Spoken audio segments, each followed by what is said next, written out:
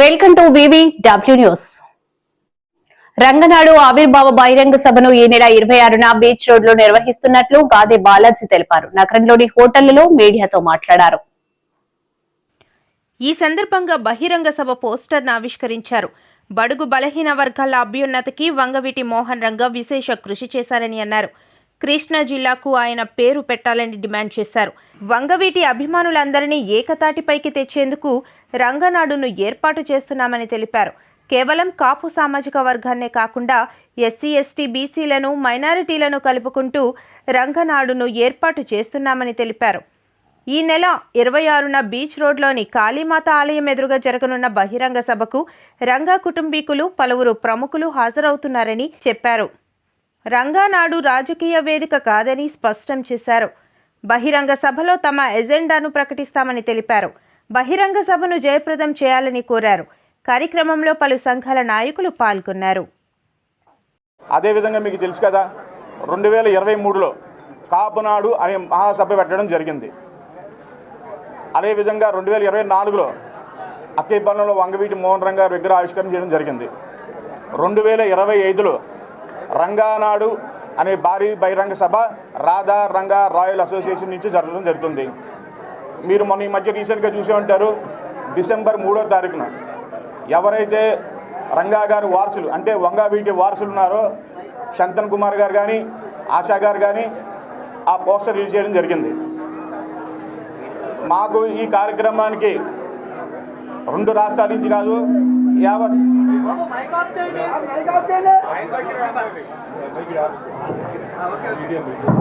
2 రాష్ట్రాల నుంచే కాదు, ప్రపంచ దేశంలో నలుమూలలో రంగా గారి అభిమానులు ఎవరైతే ఉన్నారో వాళ్ళందరూ కూడా మాకు అన్న రంగానాడికి మేము మా మద్దతు కంప్లీట్గా మీకు ఉంటుంది, ఆ సభకు మేము అందరూ విచ్చేస్తానని జరుగుతుంది.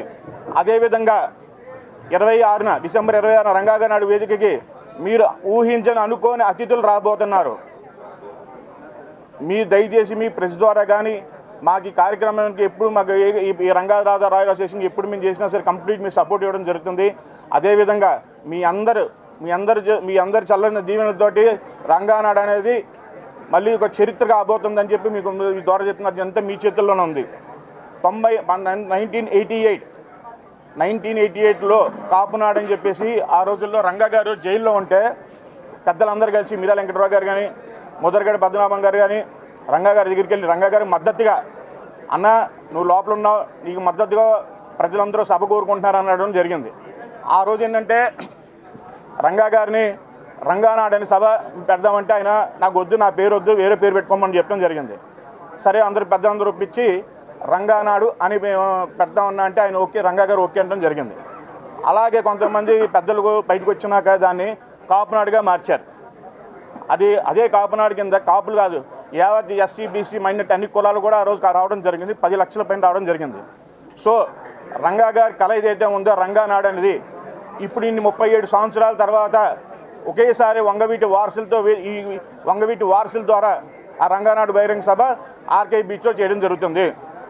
ఏమిటంటే దీనిలో కోఇన్సిడెన్స్ ఏంటంటే అప్పుడు కనకదుర్గమ్మ అమ్మవారి సాక్షిగా ఇసుకలో కృష్ణానదిలో జరిగింది. ఇదే విశాఖపట్నంలో 37 సంవత్సరాల తర్వాత మళ్ళీ కాళీమాత టెంపుల్ ఆపట్లో మళ్ళీ అది ఇసుక సముద్రం ఒడ్డున జరగబోతుంది. ఇది కోఇన్సిడెన్స్గా వచ్చింది. అంటే రంగా గారి ఆశీస్సులు ఈ కార్యక్రమం మీద పూర్తిగా ఉన్నాయని చెప్పి అనుకుంటున్నాం. అది మాకు 10 పాయింట్స్ ఎజెండా పెట్టుకున్నాం. ఆ 10 పాయింట్స్ ఎజెండాలో కూడా ఫస్ట్ మీకు చెప్తున్నాను ఈరోజు, అంటే డయాస్ మీద చెప్తాను అనుకున్నాను, అడిగారు కాబట్టి చెప్తాను. కృష్ణా జిల్లాకి వంగవీటి పేరు పెట్టాలి, అది ఫస్ట్ మెయిన్ మాది.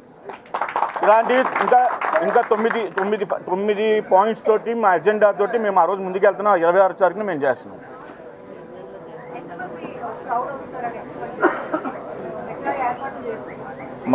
ఏర్పాట్లు అయితే మీకు గతంలో మీరు చూసే ఉంటారు కదా, మా కాపునాడు సభకి మా రాధా రంగా రాయల్ అసోసియేషన్ నుంచి ఎలా జరిగిందో దానికి మించి 10 రెట్ల మీద ఈరోజు ఏర్పాట్లు మేము చేయడం జరుగుతుంది.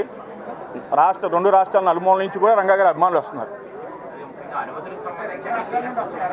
క్లియరెన్స్ వచ్చిందండి, ఆర్కే బీచ్ రోడ్ క్లియరెన్స్ వచ్చింది. సభ 4 గంటలకు స్టార్ట్ అవుతుందండి.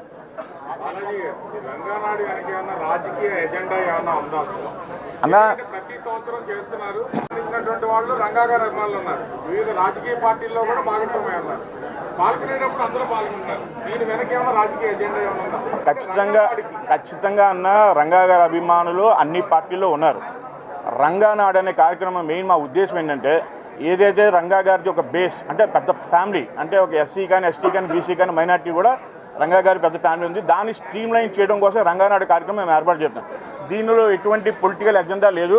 ఇంకోటి అంటే చాలామంది ఇదేదో పొలిటికల్ ప్లాట్ఫామ్ అనుకుంటున్నారు. దయచేసి నేను చెప్తున్నా, లాస్ట్ టైం కాపునాడులో కూడా చెప్పా, ఇది పార్టీలకు అతీతంగా అని చెప్పా, నేను చెప్పిందే చేస్తా.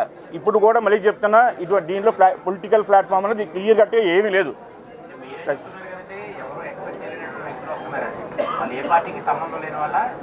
అంటే రంగా గారి వారసులు ఎవరైతే ఉన్నారో పాత తరం నుంచి కూడా అందరూ వస్తున్నారని చెప్పి నా కంప్లీట్ చెప్తాను సార్. ఇది ఎటువంటి పొలిటికల్ ప్లాట్ఫామ్ అయితే కాదు. ఏదండి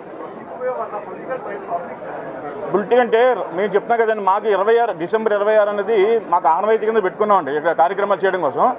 రంగానాడు అనేది రంగా గారి అభిమానులు మాత్రం ఒక చోట చేర్చడం అని ప్లేస్ చేస్తున్నాం. ఇది మాత్రం రాజకీయ ప్లాట్ఫామ్ అయితే కాదు సార్. No sir. రంగా గారు ఉన్నప్పుడు కులానికి మతానికి సంబంధం లేకుండా అందరికీ ఒక సాయం అందేది, ఒక భరోసా ఉంది. ఈ 37 ఏళ్ళు ఆయన చనిపోయిన తర్వాత అట్లాంటి ఏం లేదు.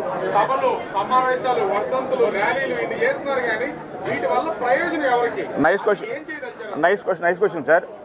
ఏదైతే ఇప్పుడు మాలాంటి వాళ్ళు ఎన్ని చేసినా సరే అది సముద్రం కృష్ణాది పారవుతుంది. సో మొట్టమొదటిసారి కొన్ని రాజకీయాల గుళ్ళలో కుతంత్రాల వల్ల వంగవీటి ఫ్యామిలీని చాలామంది కూడా స్ప్లిట్ చేశారు. కానీ ఈసారి అది జరగకుండా వంగవీటి కుటుంబం మొత్తం అంత ఏకతాటి మీద తీసుకొస్తున్నాం.